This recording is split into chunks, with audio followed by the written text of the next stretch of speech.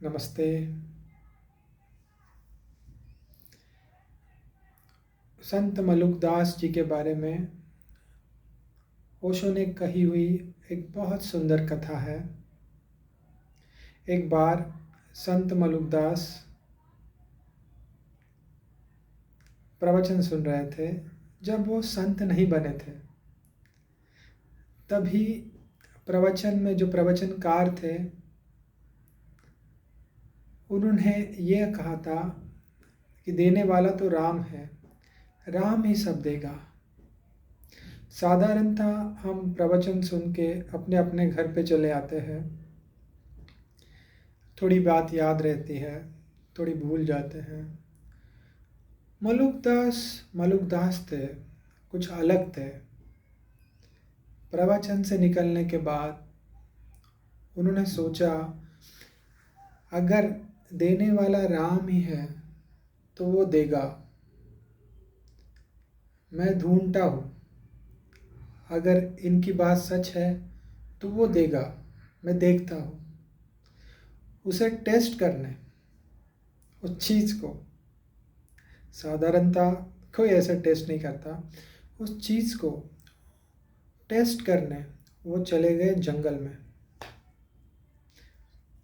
दोपहर का वक्त था, वो जंगल में चले गए। एक पेड़ पे बैठ गए। शाम होने को आई, उनको भूख लगी, लेकिन तय किया था कि देने वाला राम है, मैं तो कुछ नहीं करूँगा। शाम हुई, रात हुई।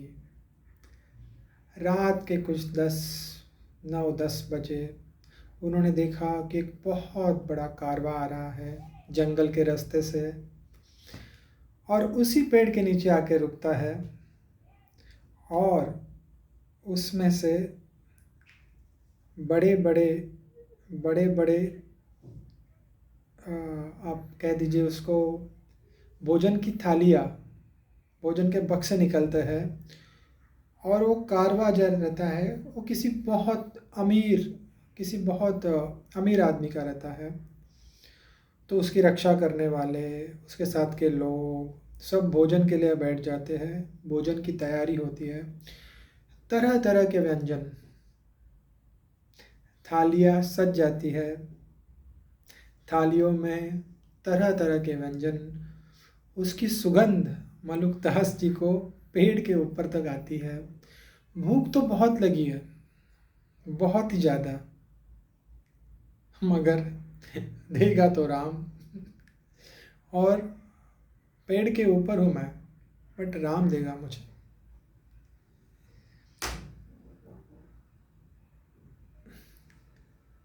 भोजन शुरू ही होने वाला है, उतने में जंगल में एक शेर की आवाज़ आती है, बहुत भयंकर आवाज़। शेर की दहाड़ सुन के सभी लोग भाग जाते हैं। कारवां ऐसे ही आगे निकल जाता है। भोजन की थालियाँ जैसे कि तैसे वहाँ ही रह जाती है। वैसे ही भोजन की थालियाँ 1 घंटा हो जाता है, 2 घंटा हो जाता है। मलुकदास भोजन की थाली देखते रहते हैं। दिल में आता है कि भोजन का तो इंतज़ाम हो गया, वो भी साधारण भोजन नहीं। थालियाँ सजी हुई है तरह तरह के व्यंजन से। पर मलुकदास ने सोचा, नहीं, राम देगा।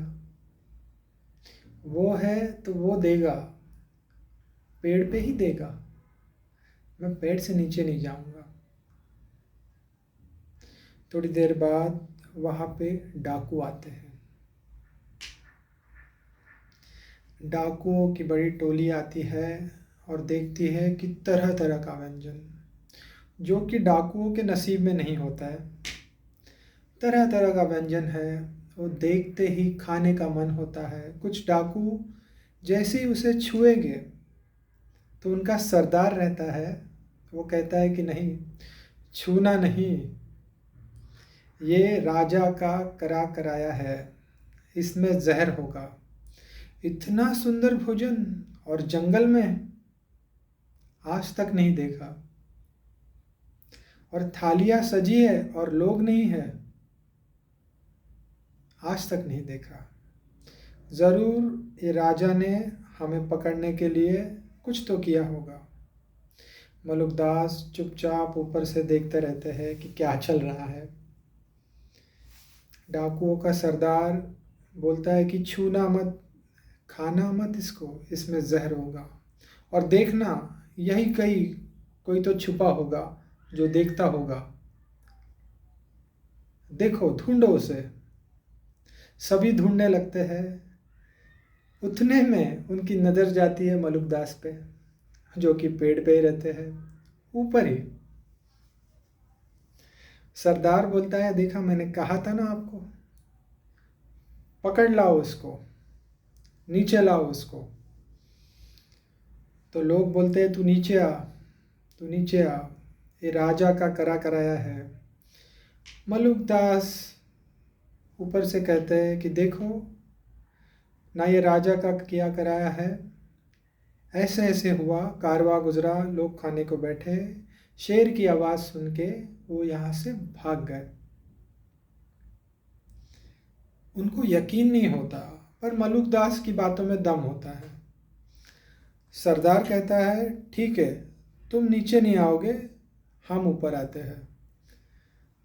सरदार ने बोला कि सभी व्यंजन, एक भी व्यंजन छोड़ना मत, सभी व्यंजन में से कुछ पदार्थ उठाओ और इसको जाके खिलाओ, पेड़ के ऊपर ही इसको जाके खिलाओ। एक आदमी, एक डाकू ऊपर चढ़ता है और अपने हाथों से मलुकदास को सभी व्यंजन खिलाता है। मलुकदास का पेट भर जाता है। डाकू नीचे आते हैं, मलुकदास ऊपर बैठे हुए रहते हैं।